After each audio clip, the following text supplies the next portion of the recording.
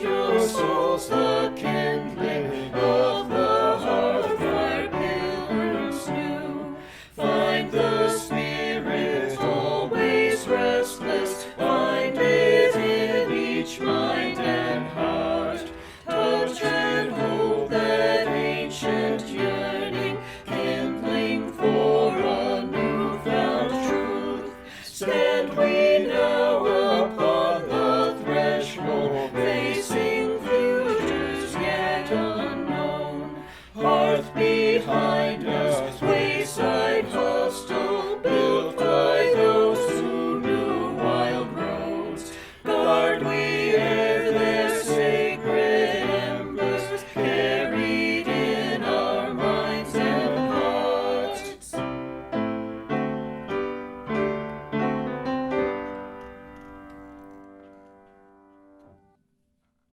Good morning, and welcome to this online service of Neshoba Unitarian Universalist Church in Cordova, Tennessee.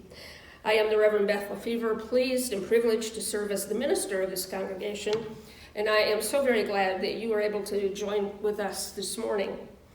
I also am again pleased to have several of you who signed up to come in and watch this recording on Wednesday afternoon, so that I am not preaching to an entirely empty room. So thank you for being here.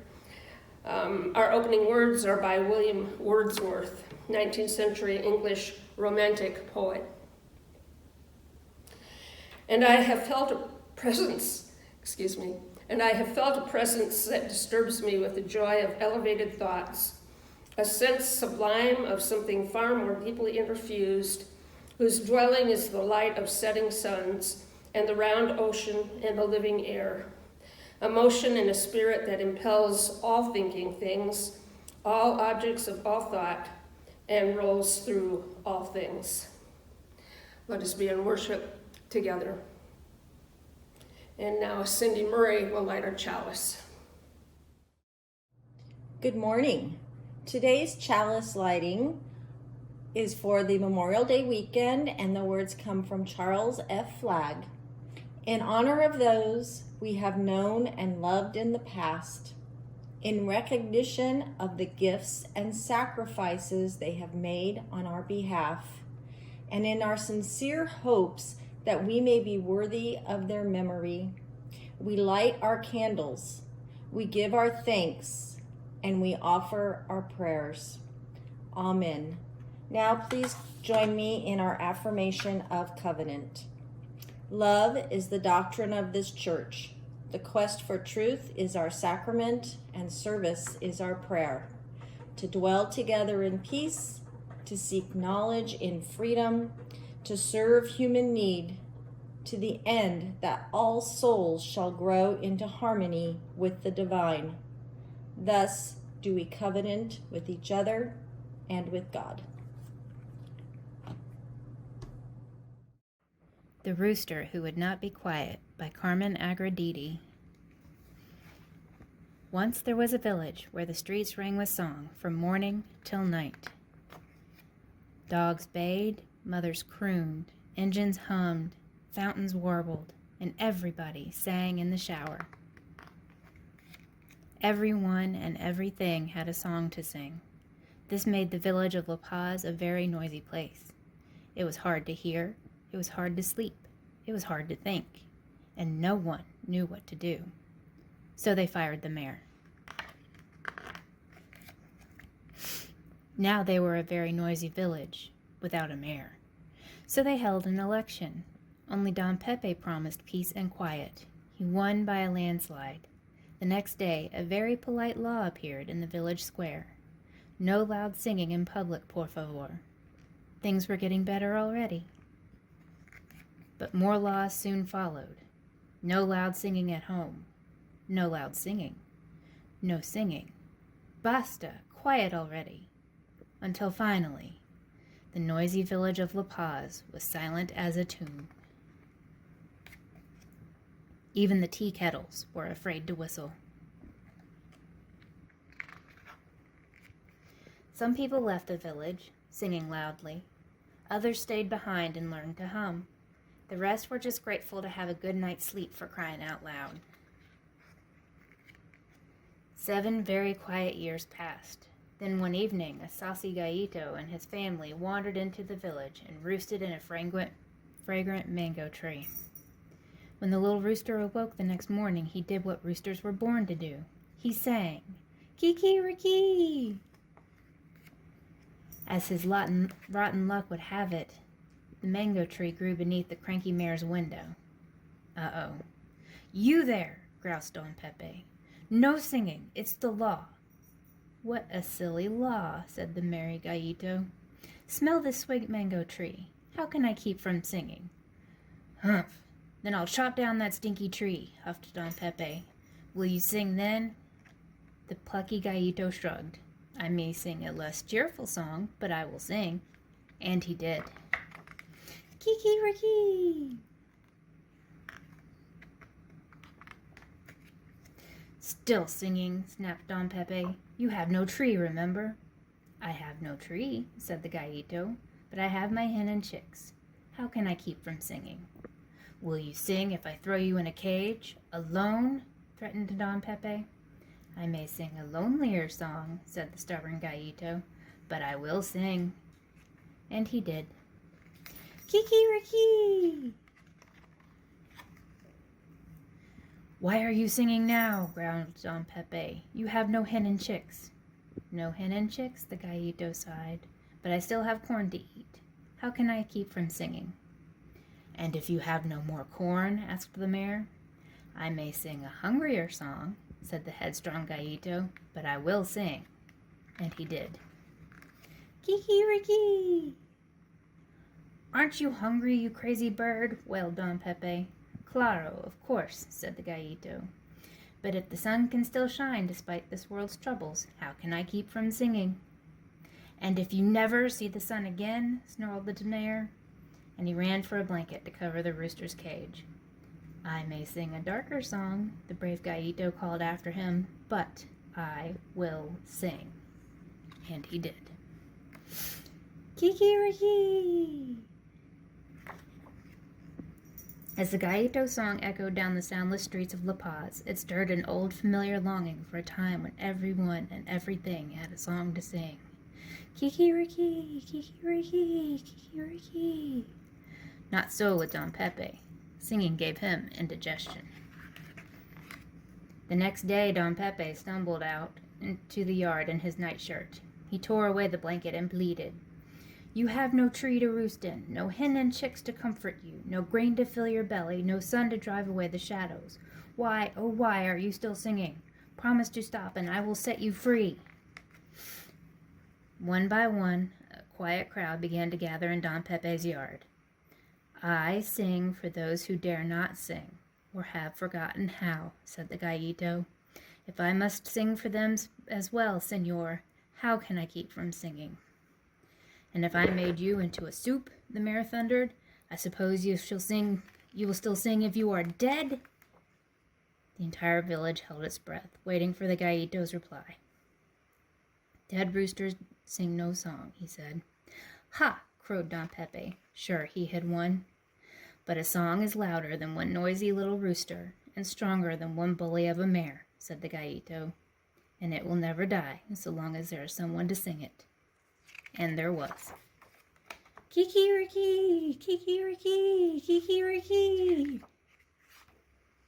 Once again, there was a village where the streets rang with song from morning till night. This made for a very noisy place to live, and that's just the way everyone liked it. If this church tickles your fancy, love it back. If it beckons you into the deeper waters of the soul, heed its call. If it entices you with its promise of a brighter, fairer world, support it. If this church calls you to its task, respond. Our morning offering will now be gratefully shared and received.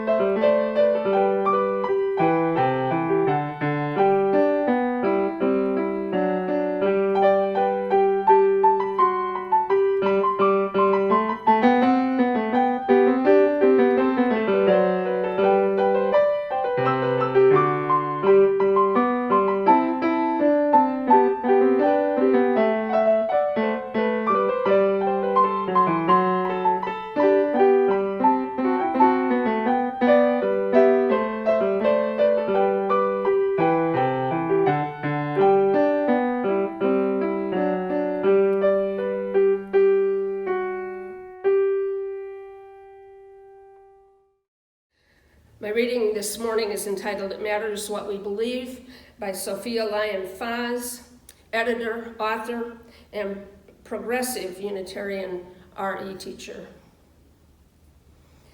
Some beliefs are like walled gardens. They encourage exclusiveness and the feeling of being especially privileged. Other beliefs are expansive and lead the way into wider and deeper sympathies.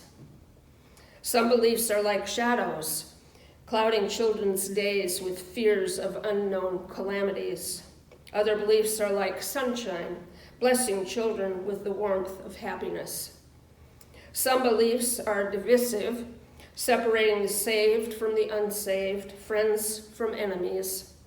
Other beliefs are bonds in a world community where sincere differences beautify the pattern.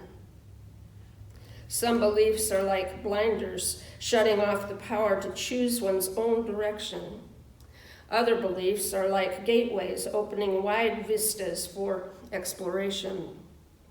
Some beliefs weaken a person's selfhood. They blight the growth of resourcefulness. Other beliefs nurture self-confidence and enrich the feeling of personal worth. Some beliefs are rigid, like the body of death, impotent in a changing world. Other beliefs are pliable, like the young sapling, ever-growing with the upward thrust of life. Seeing as how this is the day of our annual congregational meeting at 12 o'clock noon on Zoom, and also because this is Memorial Day Sunday, I thought we'd take a little time to remember Neshoba, how we began and why. We began 29 years ago in 1992 with our first weekly church service held at Pickering Center in Germantown. This was done at the initiative of the First Memphis Unitarian Church, called the First Unitarian Church, but more affectionately known as the Church of the River, situated as it is on the banks of the Mississippi. The Reverend Burton Carley, minister there at that time, felt that a UU presence further east was desirable, and a feasibility committee was appointed by the Church of the River Board, which later committed startup funding for the effort, as well as some trustee members from their own church to get us started. On March 1st, 1992, 26 charter members signed our brand new membership book, a number that grew over the next several weeks, largely from former Church of the River members. Among those first to join our new church were Chip German, David Armstrong, Dennis King, Anthony Culver, and Marge and Richard Roughton. There were others, but these are the folks I came to know when I arrived to serve as your third called minister 20 years later.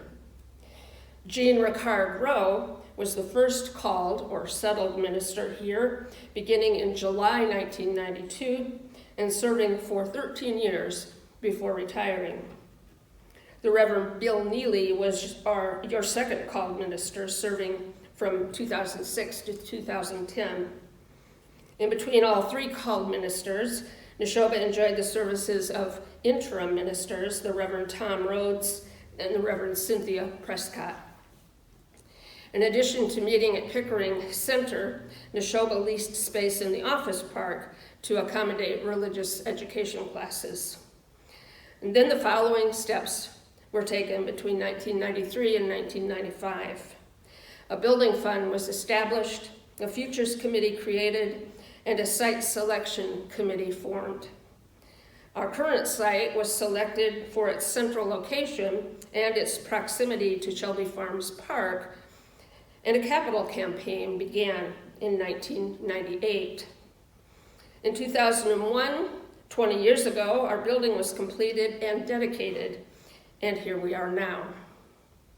In April of 2017, we had a weekend celebration for our 25th anniversary, and both I and Reverend Jean Rowe took to the pulpit that Sunday morning to talk about our past and our future.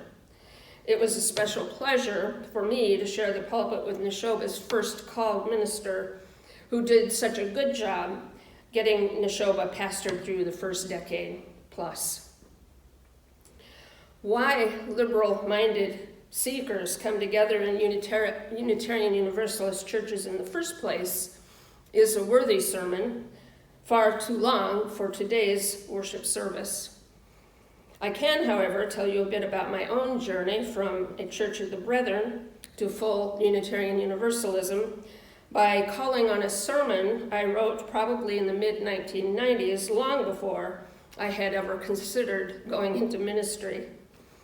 At the time, my then husband Evan and I were attending both the Church of the Brethren and the UU Fellowship of Elkhart in northern Indiana, both churches every week.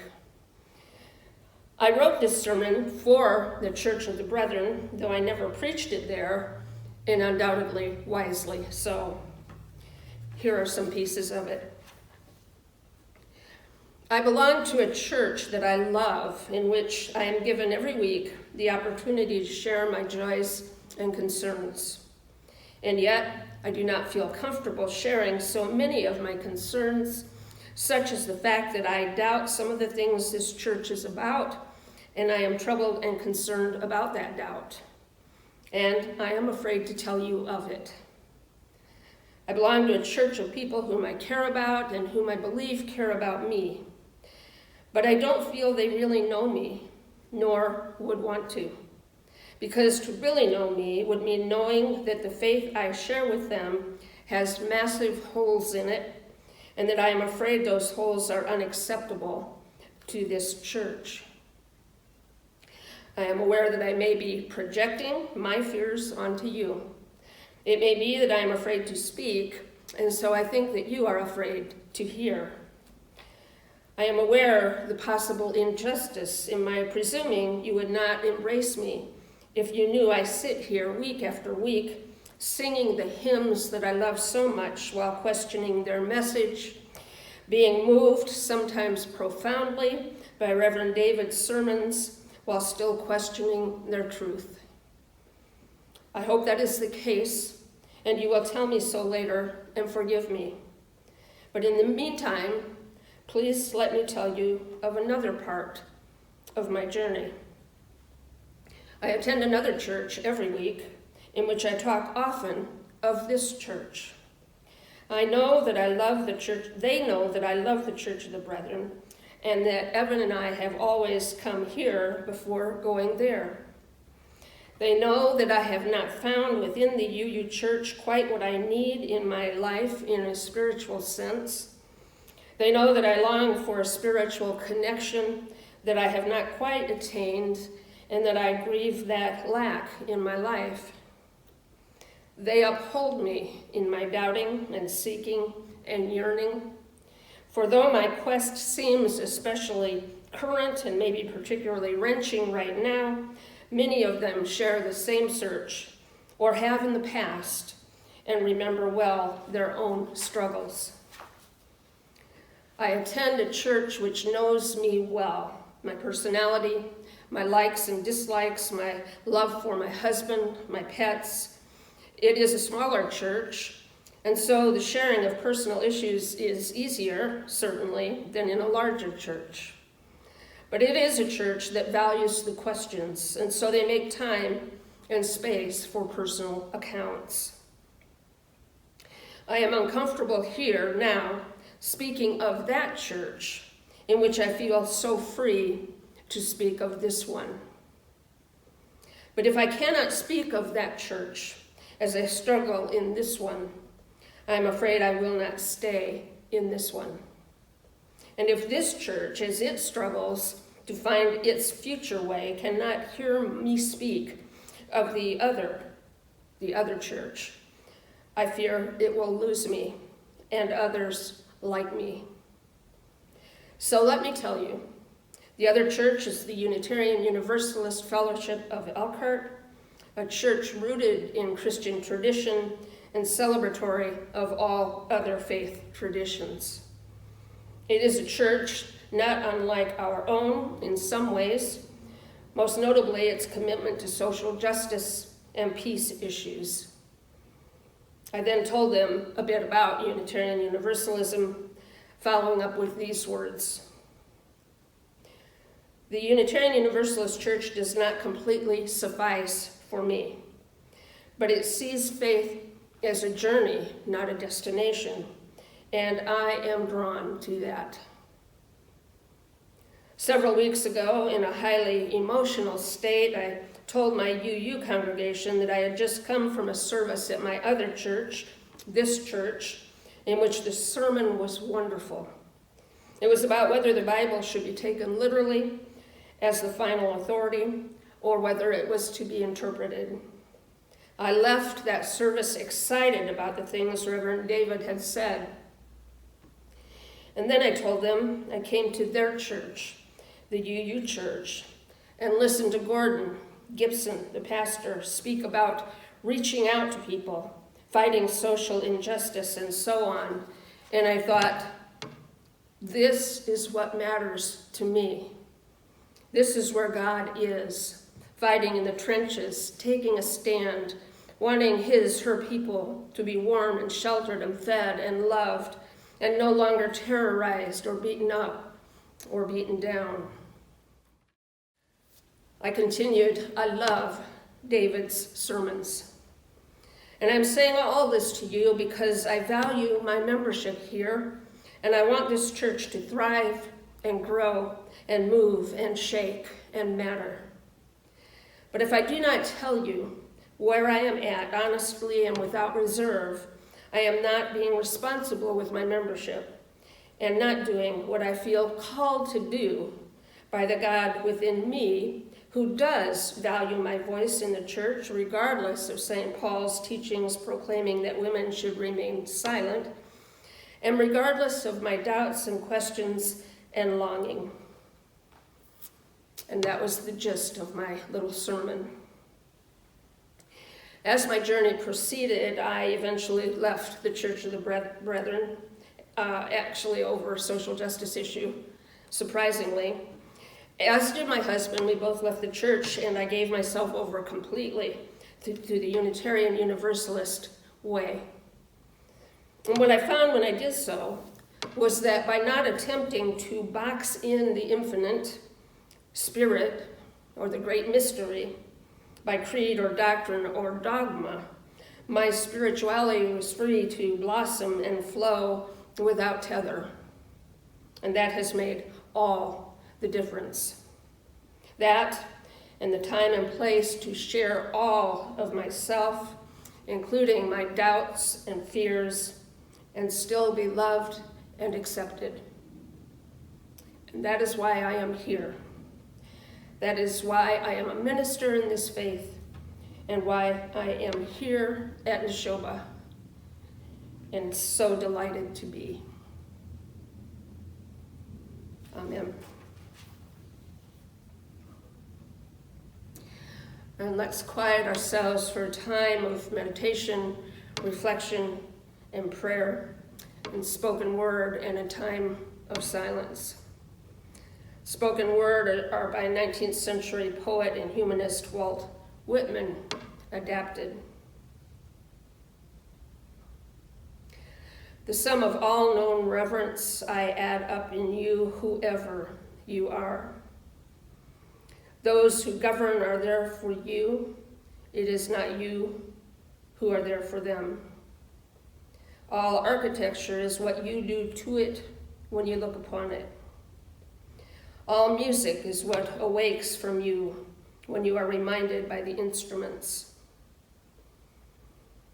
The sun and stars that float in the open air, the apple-shaped earth and we upon it, the endless pride and outstretching of people, unspeakable joys and sorrows, the wonder everyone sees in everyone else they see, and the wonder that fill each minute of time forever.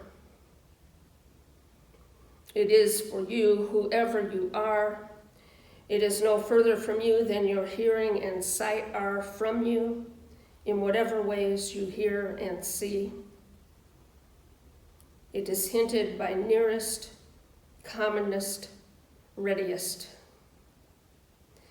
We consider Bibles and religions divine. I do not say they are not divine, I say they have all grown out of you and may grow out of you still. It is not they who give the life, it is you who give the life. Will you seek afar off? You surely come back at last in things best known to you, finding the best or as good as the best. Happiness, knowledge, not in another place, but this place. Not for another hour, but this hour. The sum of all known reverence. You.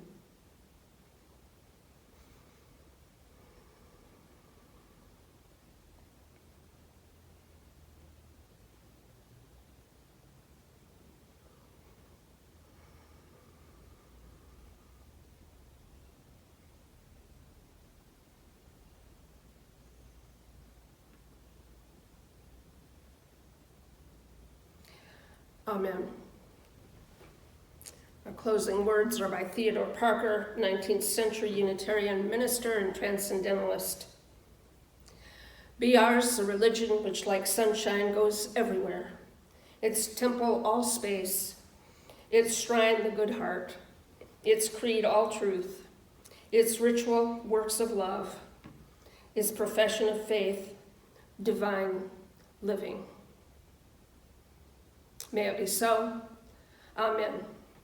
And until next week, blessed, blessed be. O Filii et Filiae, Alleluia.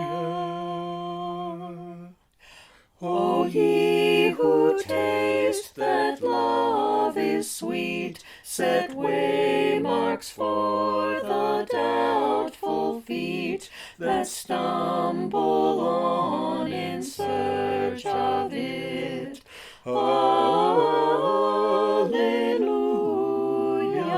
Sing hymns of love that some who hear far off in pain may lend an ear. Rise up and wander and draw near.